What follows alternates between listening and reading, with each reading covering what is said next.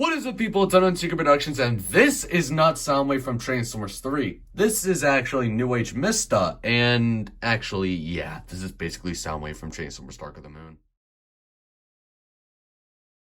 Now, just to get some potential confusion sorted out, this figure is a third-party Masterpiece movie stylized Dark of the Moon Soundwave, which, if you don't know, New Age is not officially sanctioned by either Hasbro or Takara Tomy, so they cannot legally call the figure what it is. Hence why it's labeled as Mista and not Soundwave. And as you could have guessed, this is something manufactured from China. And why is that relevant, you may ask? Actually, I don't know. Now, without further ado, let's talk about the car mode first, which is the mode he comes packaged in. And the 2011 Mercedes-Benz SLS AMG car mode is freaking amazing! And for some reason, the Mercedes-Benz logo is actually pasted smack in the middle of the car's grille. How they were able to pull this off without getting sued, I don't know, but hey, I guess it gives off more of an authentic look of the vehicle, of which I already love! The Mercedes-Benz SLS AMG is my favorite car that appeared in the Michael Bay live-action films, and this represents the real thing pretty much perfectly. Though, of course, underside kibble is pretty much inevitable with Transformers figures, but one really cool feature. Now, this is a great but ultimately useless feature since all of this space is just taken up by robot junk. No, not that robot junk. Now, let's just close the doors. And let me show you a quick comparison with MPM Barricade. And as you can see, they are pretty much in scale with each other. Maybe it's a little bit off, but I'd assume it's near dead on to the scale between a 2006 Mustang and a 2011 SLS AMG. And overall, look really good together.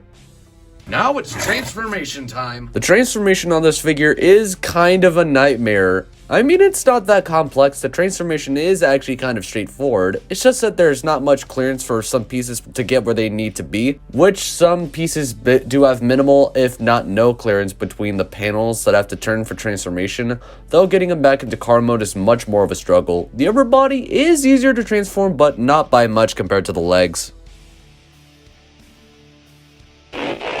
The robot mode is flippin' gorgeous! Yes, this is definitely the best representation of Dark of the Moon Soundwave we've gotten since the film's release. The original deluxe looks okay. The Human Alliance Soundwave is very disproportionate. The Studio Series one is good but lacks in articulation. And the Toy Lab Soundwave, according to Prime vs. Prime, is not of the greatest quality. But this figure is basically the definition of black magic.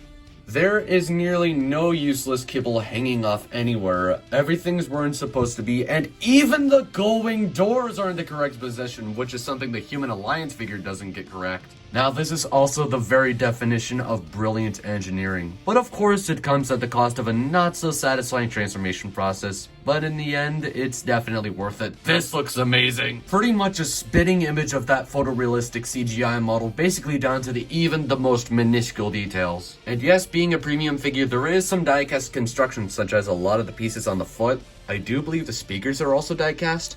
And pretty much every chromed piece on this figure, maybe except for the rims. And while on the topic of chrome, there is quite a bit of it perfectly distributed throughout the whole thing. Now, chrome can either make a figure look really good or really bad.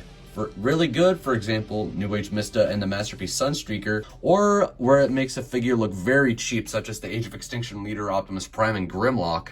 Now, at first I thought the shoulders were a bit too wide, and I do still kind of think so, or it's just that they're not bulky enough. But hey, at least they properly distributed the vehicle parts, and the gull-wing doors are on the back, unlike the Studio Series. And yes, I still do have the Studio Series Revenge of the Fallen Soundwave, which compared to this, looks absolutely pathetic. Now, as far as accessories are concerned, he comes with his gun, which nearly killed Bumblebee, which I kind of wish did, though. Just plug it into this palm and wrap the individually articulated fingers around. Now, this looks amazing! And he also does come with his two mini cons, being Laserbeak and Ravage. Although I am slightly leaning more towards Ravage for being the better one. I mean, just look at this thing. There is a ton of amazingly painted and sculpted detail for being such a little figure. That's more than I can say for the Studio Series Ravage. And just an FYI, the hip guns were packaged separately on a model kit runner, so there is some assembly required, but it's simple enough.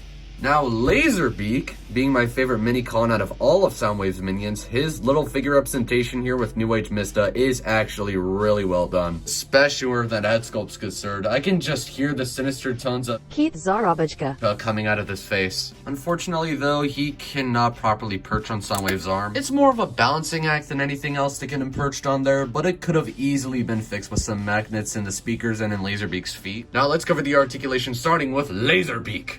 So there is a ball joint at the head and a ball joint at the base of his big bird neck. The wings can flap. Hinge joint here, ball joint at the leg, ball joint at the foot. The feather miniguns can move up and down, and a ball joint, hinge joint at the tail. Now on with Ravage, there is a ball joint at the head and a base at the neck, which allows for a really expressive range of movement. The mouth can open, ball joint at the front legs, bend at the elbow, ball joint at the paw, 2 ball joints at the midsection, ball joint at the hind legs, bend at the knee, another bend, and another ball joint at the paw. The hip guns are on a ball joint, and the tail is on a ball joint, hinge joint, hinge joint, hinge joint. Now on with the main event, we have Soundwave. So there is a ball joint at the head and several hinge joints at the neck, which allows him to look up that far and down that far. Head can rotate a full 360, and a little bit of head pivot as well. The arms can rotate a full 360. The arms can move out a bit. Bicep swivel, bend at the elbow, ball joint at the wrist, and all the fingers are individually articulated. The thumb is on a ball joint and 2 hinge joints at the knuckles, while the other fingers are on a hinge joint at this knuckle and a hinge joint at the base. Nice. Tight waist swivel. Legs can kick about that far. Legs can move back pretty far. And the legs can move out pretty far. Thigh swivel. Bend at the knee. And the feet are a bit strange. So there's a hinge joint at this toe piece. Hinge joint at this toe piece. The foot is on a ball joint, which allows for a decent pivot. But this hinge joint allows for an even deeper pivot. So articulation on all 3 of these guys is fantastic. Well, Laserbeak and Ravage get a complete pass since they don't transform, but Soundwave takes it over the top and is packed full of articulation in all the necessary places. Though some pieces do somewhat limit the range of motion, but besides that minor point, Soundwave is something more. And he can transform! Now it's time for size comparisons, and Soundwave here, as I mentioned before, is definitely in scale with the Masterpiece movie line. In other words, he's kind of a big boy. Here's New Age Mista compared next to the Figma Kyoko Sakura and Sayakamiki, Figma Saber 2.0, Studio Series Shockwave, SH Monster Arts Bio Goji, MPM Barricade, Studio Series Revenge of the Fallen Soundwave, Studio Series Camaro Bumblebee, and my next review, the Figma Jeanne d'Arc. Now as far as the box goes, you get some character art of Soundwave with some Chinese and neon characters. He's watching you. On this side, New Age Movie Series. On the other side, the exact same thing. On the top, New Age Movie Series. On the bottom, basically nothing, and New Age Movie Series again. On the back, you get some product shots with the shots of the figure and recreating some movie scenes. And now on with my concluding thoughts on New Age Mista.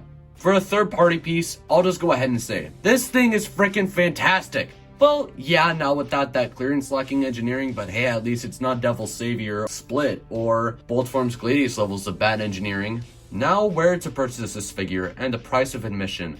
This figure is available at ShowZ store, and the price you pay for this figure is around $110, which may be a bit much, but for the engineering, the premium feel to it, and just what you get, I'd say it's a fair price tag. Though I have heard from Prime vs. Prime that there are some KOs of this figure that go for decent prices, and hey, that's better than I can say for the Toy Lab Soundwave. But in general, this figure definitely gets a recommendation from me to any Transformers Dark of the Moon fan, and if you're looking for a definitive version of that Soundwave. Compared to all of the incarnations of Soundwave we've gotten over the years, Dark of the Moon Soundwave is and has been my favorite out of them all. So that officially concludes my review on New Age XM1 Mista, and as always, I will see you all in my next video. Peace out!